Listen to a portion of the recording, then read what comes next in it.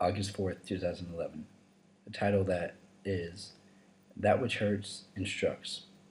He who heeds the word wisely will find good. Proverbs 16:20. It has been said that there are three rings in marriage: the engagement ring, the wedding ring, and suffering.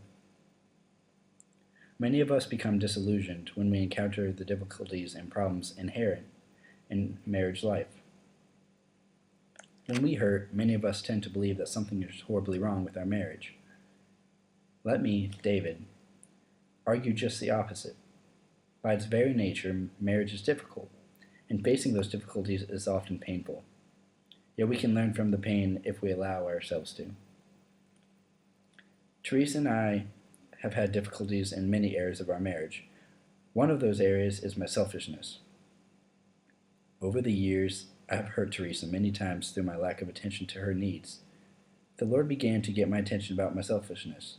Through His Word, He impressed me that I was to do nothing out of selfishness, but to consider Teresa more important than myself.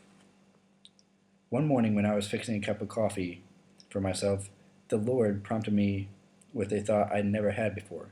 David, why don't you take Teresa a cup of coffee? It had never dawned on me that I could make Teresa a cup of coffee in the morning. I'll never forget the look on Teresa's face that morning. She was thankful but shocked. The teary mist in her eyes told me that God had helped me meet an important need in my wife's life. That motivated me to try it again.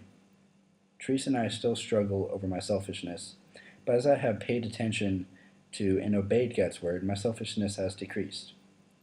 That has only happened as I've accepted difficulties as one of God's ways of teaching me.